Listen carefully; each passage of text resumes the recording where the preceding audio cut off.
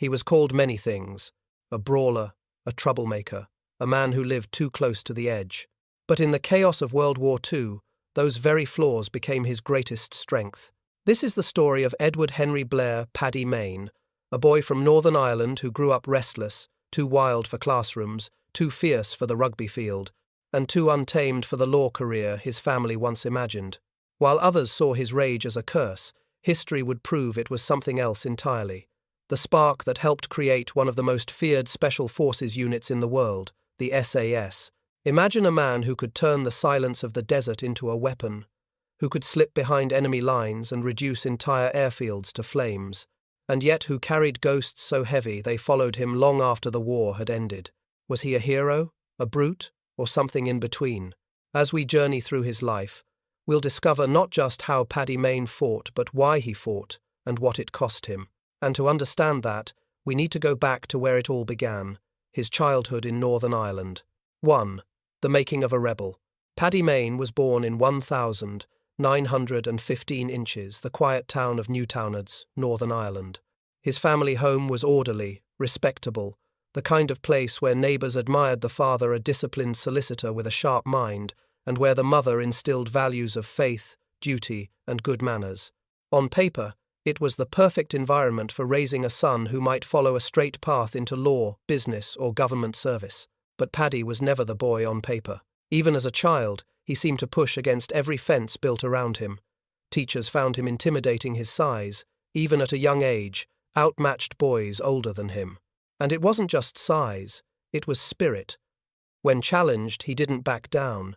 He exploded.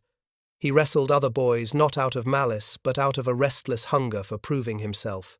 In the fields of County Down, while other children played quietly, Paddy disappeared for hours, rifle in hand, stalking deer across the hills. He wasn't a bully. But he loved the test of strength, the clash of will, the raw sensation of power. His brothers tried to temper him. His teachers tried to discipline him. None succeeded. For Paddy, confrontation wasn't something to avoid, it was how he understood the world. And here lies the first lesson in his story. Sometimes what seems like a flaw in ordinary life, a quick temper, a refusal to submit, becomes a weapon when the world itself turns violent. In a peaceful society, Paddy was a problem. In wartime, he would become a solution. But the war hadn't come yet. In the 1,920 seconds and 30 seconds, his reputation grew not for academics or obedience, but for strength, stubbornness, and unpredictability. His family hoped he might mellow with age, find stability in studies or work. Instead, those instincts only grew sharper. Paddy wasn't content to fit into the mold carved for him. And so the stage was set. A boy born into order, destined to seek chaos. A young man who would one day step onto the rugby field and show the world just how unstoppable he could be when given a chance to unleash everything boiling inside. Because the next chapter of his life would take him from Irish hillsides to South African stadiums, where crowds would roar his name and where his temper would make him both celebrated and feared. 2. From law books to broken bones, rugby and boxing glory. When Paddy Mayne enrolled at Queen's University Belfast, he followed the path his father had hoped for, the study of law. The lecture halls, however, felt like prison walls. Legal arguments, dusty books, and endless rules never stirred his imagination.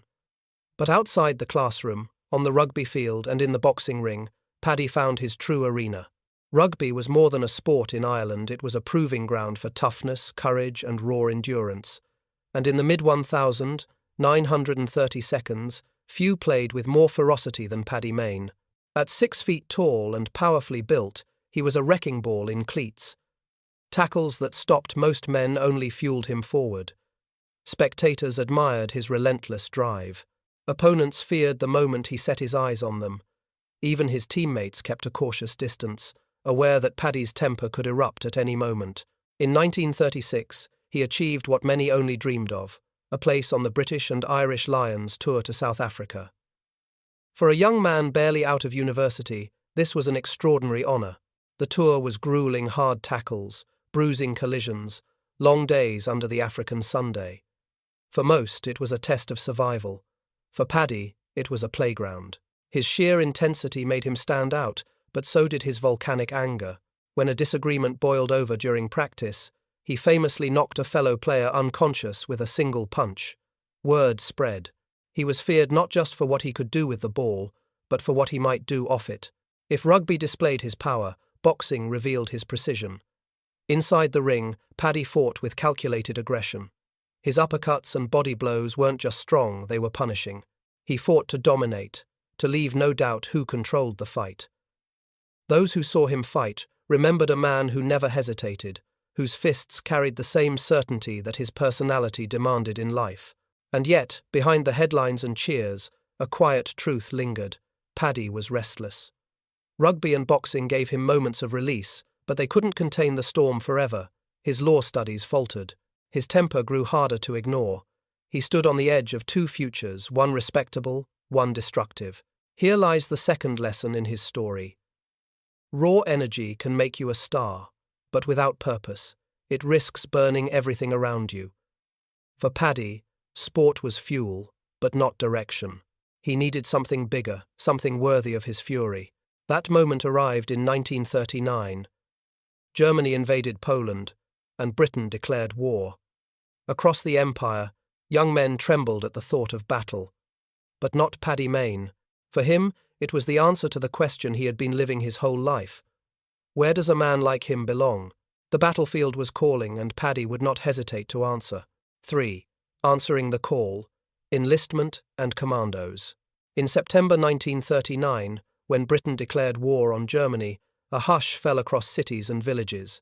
Young men lined up at recruitment offices, many with fear in their eyes, some with uncertainty in their hearts.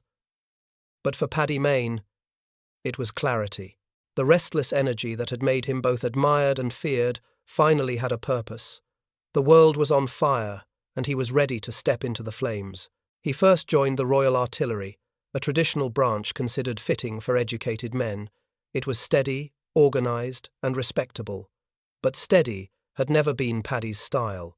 Sitting behind guns, waiting for orders, and watching from a distance, it gnawed at him. He craved proximity to the enemy, the kind of fighting where he could feel the danger up close. That hunger led him to volunteer for one of Britain's newest experiments, the commandos. These were elite raiders, trained to strike fast, hit hard, and vanish before the enemy could react. Their training was brutal: long marches over mountains, dives into freezing seas, hand-to-hand combat that left men battered and broken. Many dropped out. Paddy thrived. The tougher it became, the more alive he felt. In March 1941, he got his first taste of combat during Operation Claymore, a raid on the German-held Lofoten Islands in Norway. The mission: destroy fish oil factories used for explosives, capture German soldiers, and snatch valuable intelligence. As the icy wind cut through their uniforms and bullets cracked across the snow, Paddy advanced without hesitation. He moved with a calm aggression, firing precisely, making each shot count. The raid was a success. Factories destroyed, equipment ruined, enemy prisoners taken. For most of the commandos, it was a victory worth celebrating. But for Paddy, it felt small. He hadn't joined to fight on the edges of the war. He wanted to go deeper, where the risks were greatest and the stakes higher. He wanted to test the very limits of what a man could endure. Here lies the third lesson in his story. The difference between good soldiers and great ones is not just skill, it is hunger. While others were content with following orders, Paddy yearned for freedom, for missions that pushed beyond the ordinary rules of war. That hunger would soon lead him to a chance encounter with a tall, confident officer named David Sterling. Sterling had a radical idea: a unit of small, ruthless teams that would strike deep behind enemy lines, destroying aircraft, supply depots, and morale itself. Regular officers dismissed the plan as madness. But when Sterling met Paddy, he saw the perfect man to turn madness into method. And so the restless brawler from Northern Ireland was about to help shape one of the most legendary forces in modern military history, the Special Air Service. 4. Meeting Sterling. Birth of the SAS. In the summer of 1941, the deserts of North Africa stretched like an endless ocean of sand. British forces were locked in a deadly chess match with Rommel's Afrika Korps, constantly pushed back, constantly bleeding. Conventional tactics weren't working. Something new was needed. something bold, dangerous, and unorthodox. Enter David Stirling. Tall, confident, and brimming with unconventional ideas, Stirling believed small, independent units could do what entire battalions could not: slip deep behind enemy lines, strike where it hurt most, and vanish before the Germans even realized what had happened. At first, the British High Command scoffed. Too risky, too radical, too unpredictable. But Stirling wasn't looking for ordinary soldiers. He was searching for men who didn't fit the mold, fighters who craved risk, who could improvise in chaos, who would see rules not as walls but as stepping stones. And that's when he met Paddy Mayne.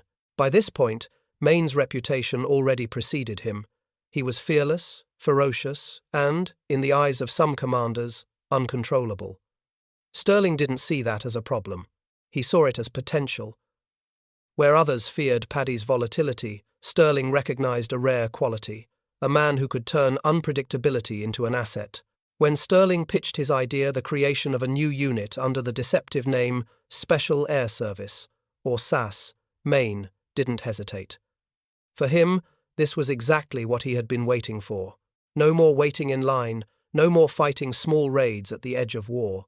This was a chance to go straight into the heart of enemy territory. At the start, the SAS was little more than a name and a handful of men. But with Mayne among them, it began to take shape.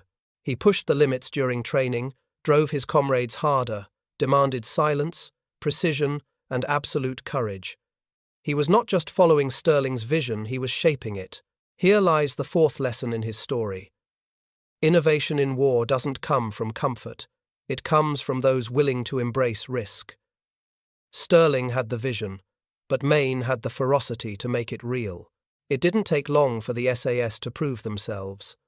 Under Stirling's leadership and Mayne's relentless drive, they prepared for their first desert raids. Night after night, they studied airfields, fuel depots, and convoys, rehearsing how to move like shadows through sandstorms and moonlight. Each man carried knives, grenades, and explosives instead of heavy weapons.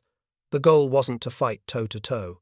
The goal was to disappear into the dark, strike with precision, and leave destruction smoldering behind. The desert was about to become their hunting ground, and in that vast expanse of sand, Paddy Mayne would soon execute the raid that would etch his name into legend. 5. Desert Shadows. Mayne's innovations in North Africa. The desert is a strange kind of battlefield. Unlike the forests of Europe or the villages of France, there is no place to hide. Every movement leaves a trail in the sand. Every mistake can mean death beneath the blazing Sunday. To most soldiers, it was a nightmare. To Paddy Mayne, it was an opportunity. By late 1941, the SAS had begun its operations in North Africa.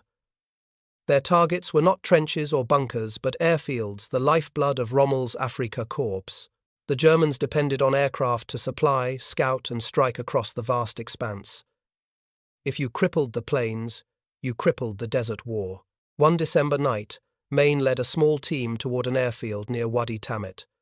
They carried almost no firearms.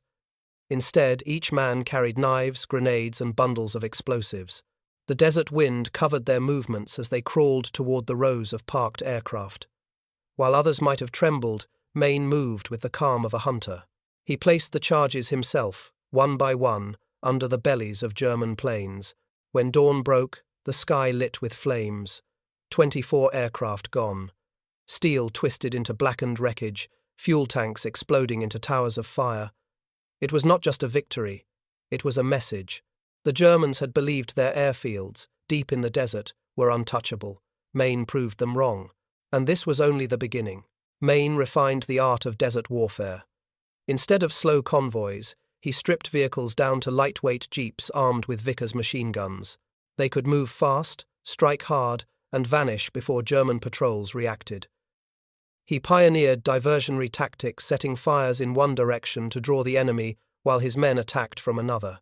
He insisted on silence and precision, punishing hesitation. Under his influence, the SAS became more than a unit. It became a terror that haunted German pilots.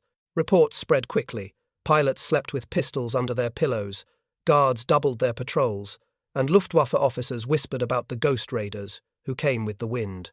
In truth, It was Mayne's methods, his ability to turn the emptiness of the desert into cover, that created that fear. Here lies the fifth lesson in his story. True innovation often comes not from technology, but from imagination. Where others saw endless sand, Mayne saw a battlefield of infinite possibility. For months, the SAS operated like phantoms, crippling Rommel's ability to dominate the skies. But their greatest test was yet to come. In early 1943, David Stirling, the man who had dreamed the SAS into existence, was captured by Axis forces. The future of the unit hung in the balance. Would the SAS collapse without its founding leader? It was in this moment that Paddy Mayne stepped forward, not just as a fighter, but as the ruthless commander who would carry the SAS into its most dangerous chapters yet. 6. The ruthless leader, taking command after Stirling. In January 1943, David Stirling, visionary, founder, the man who had pulled together the SAS from scraps of an idea, was captured by Axis forces in Tunisia. For most units, losing their leader would have meant the end. For the SAS, it meant a transformation, because waiting in the wings was a man far less patient, far less forgiving, and far more dangerous. Paddy Mayne.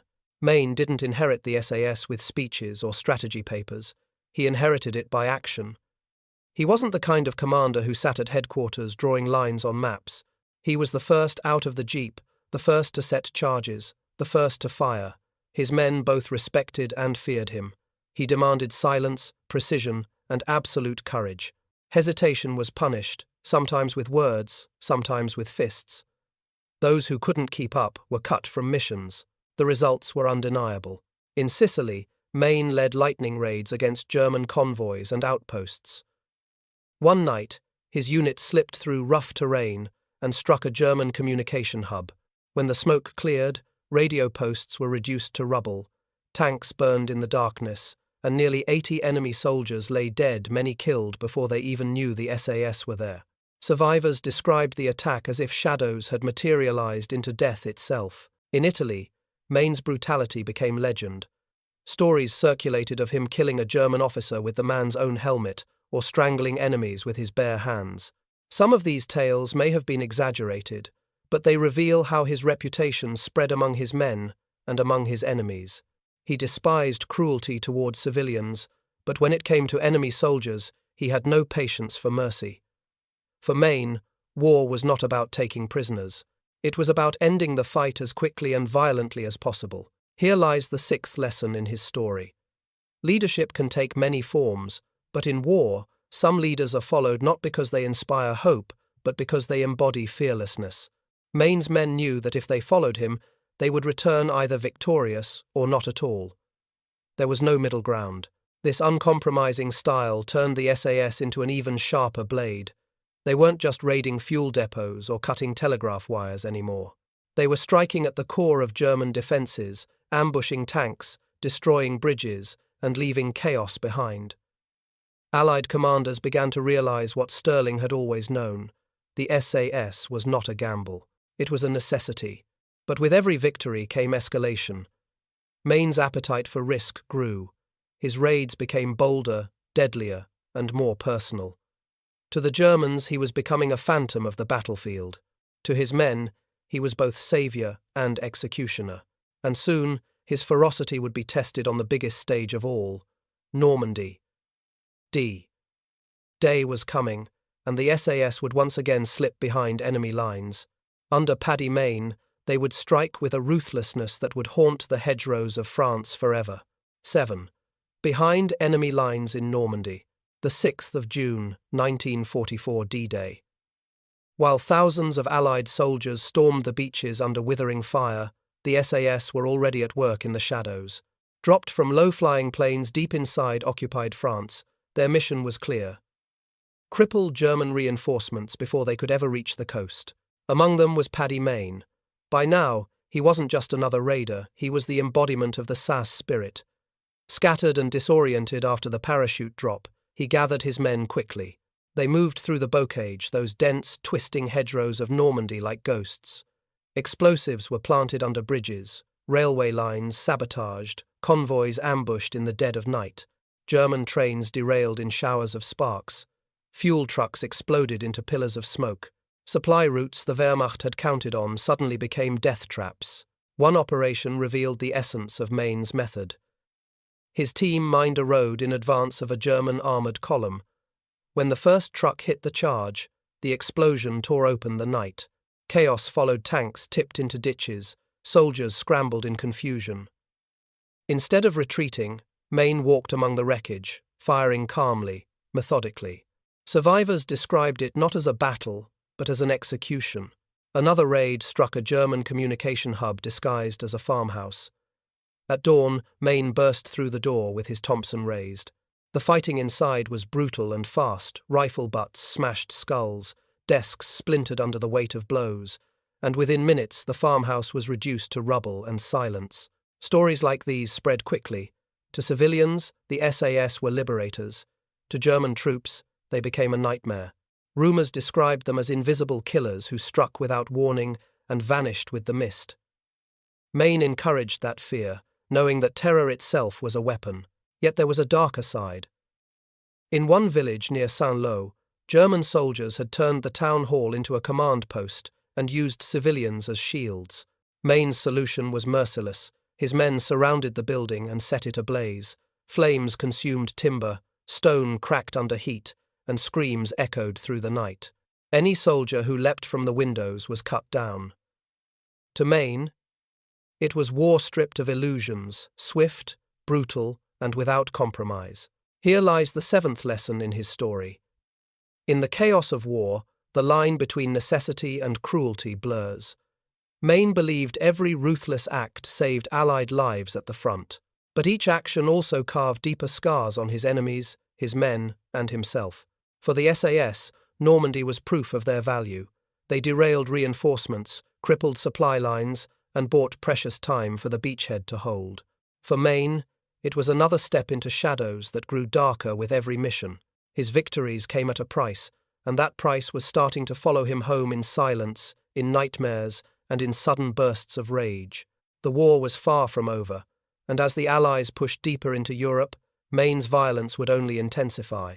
The question was no longer whether he could win, but whether he could survive the weight of what winning required. 8. The weight of war, trauma, and transformation. By 1944, Paddy Mayne was no longer just a soldier, he was a myth walking among his men. His raids had crippled German supply lines, destroyed airfields, and terrorized entire units. But even legends carry shadows, and for Mayne, those shadows grew heavier with every mission. The signs were subtle at first: long silences after raids, a drink too many when the night fell. Then came the sudden bursts of rage fists, slamming tables, violent words thrown at comrades. In the middle of the night, he would wake drenched in sweat, heart racing, hand reaching instinctively for his sidearm. For him, the war never paused. Even in sleep, the battlefield followed. Back then, it had a simple name: shell shock. Today, we call it PTSD. But in the 1,940 seconds, no one understood the full weight of what these men carried. You were expected to fight, to win, and then to simply return to normal. Yet how could a man who had burned villages, strangled enemies, and watched comrades die ever return to normal? His men noticed the changes. Some whispered about his silence. Others saw the toll it took when he drowned the ghosts with alcohol. And yet, when the morning came, he was always ready, eyes sharp, weapons steady, leading from the front as if nothing was wrong. That was Paddy. Unbreakable on the outside, cracked on the inside. Here lies the 8th lesson in his story. War does not end when the gunfire stops. For some, the fiercest battles are the ones fought in silence against memory, guilt, and ghosts that never leave. But despite the growing weight on his shoulders, Mayne never slowed down. In early 1945, as Germany collapsed, the SAS launched new operations in shattered towns and frozen forests. Ammunition depots, airfields, barracks, the targets kept coming, and so did the destruction. For Mayne, stopping was not an option. Movement was survival. He had once been a restless boy in Northern Ireland, unable to sit still. Now, decades later, the same restlessness drove him through the ruins of Europe, still hunting, still fighting, as if to keep ahead of the memories chasing him. But the truth was unavoidable. Every victory was leaving scars no medal could heal. And as the war reached its bloody climax, Mayne's ruthlessness would reach its peak, turning the closing months of 1945 into both his greatest triumphs and his darkest moments. 9. The final years. Glory denied. By early 1945, Nazi Germany was collapsing. Cities lay in ruins, the Wehrmacht was retreating, and Allied victory was inevitable. But for Paddy Mayne, the mission had not changed. While others began to imagine peace, he kept moving, hunting, destroying, driven as if war was the only language he still understood. In April, his SAS unit stormed a heavily fortified barracks near the Ruhr. The firefight lasted less than half an hour. When it ended, more than 100 German soldiers were dead, many before they even had the chance to fire back. The walls were shredded with bullet holes, the floors stained with blood. Mayne walked through the wreckage, checking bodies one by one, making certain none would rise again. In another operation, his men intercepted a fleeing SS convoy. Instead of attacking at range, Mayne ordered a full-speed ambush. Trucks flipped, tires exploded, survivors crawled into the dirt. None escaped. Weapons were burned, records destroyed, the convoy erased as if it had never existed. For Mayne, war was not about statistics, it was about erasure. By the end of the war, his record was staggering. More than 30 confirmed raids, dozens of ambushes, over 130 enemy aircraft destroyed. He was awarded the Distinguished Service Order, not once, but 3 times, an almost unheard-of honor. His men saw him as a war god, a figure larger than life, someone who had bent the chaos of war to his will. And yet, one honor was missing. Many believed Mayne deserved the Victoria Cross, the highest award for valor in the British Empire. His actions fit the standard, repeated acts of conspicuous gallantry, often at the risk of his own life. But the medal never came. Officially, his feats were considered extraordinary, but not within the strict criteria. Unofficially, some whispered that his reputation for violence, his brawling, his disregard for authority had cost him the recognition he deserved. For a man who had given everything, it was a bitter silence. When the war ended in May 1945, Mayne returned home to Northern Ireland, medals on his chest, but ghosts in his head. Civilian life felt hollow. The courtrooms of law, once his father's legacy, now seemed meaningless. He tried business ventures, failed. He tried companionship, drifted away. What remained was the bottle and the fights.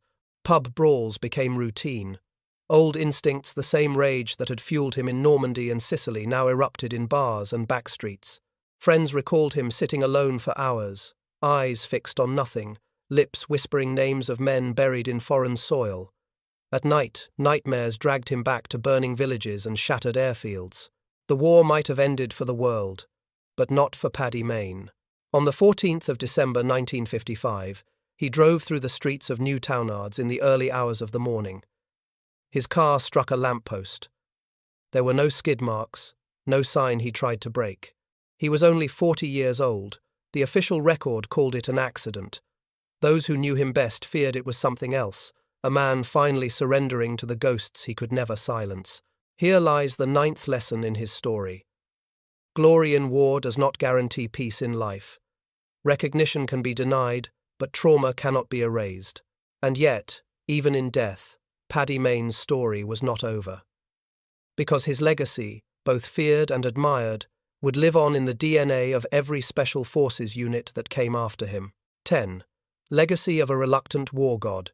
When Blair Paddy Mayne's car struck that lamppost in 1955, many in Northern Ireland mourned the loss of a local son, but few grasped the full weight of what had been lost. For those who had served with him, the silence was heavier. They knew they had not just lost a comrade, but a force of nature, a man who had reshaped the very meaning of special operations. The Special Air Service, the unit Mayne had helped mould in fire and blood, went on to become a model for elite forces around the world. Their tactics, stealth raids, hit-and-run strikes, deep penetration into enemy territory were adopted by the American Green Berets, Navy SEALs, and Delta Force. Today, when U.S. Special Forces conduct precision raids in deserts, jungles, or cities, they are, in some small way, walking the path that Mayne once carved in the sands of North Africa.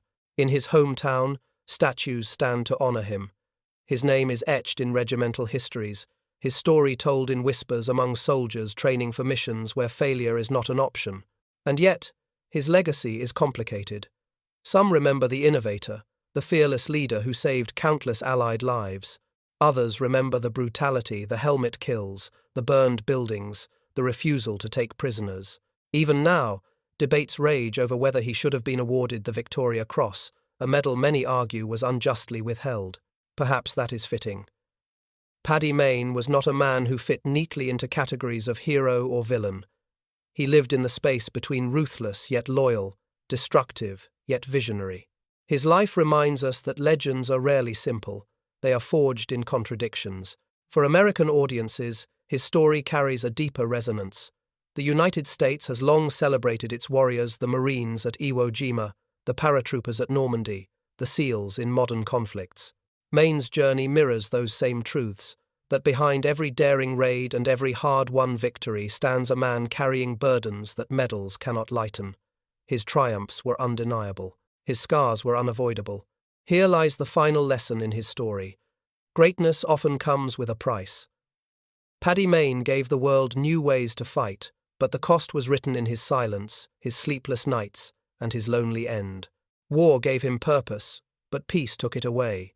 Today, when young SAS recruits train in the same uncompromising style he pioneered, they carry more than just his tactics.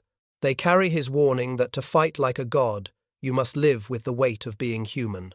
And so, the boy who once wrestled in Irish fields, who became the terror of German airfields, who led men through shadows and fire, remains both a legend and a cautionary tale, a reluctant war god whose battle never truly ended, even when the world around him finally found peace.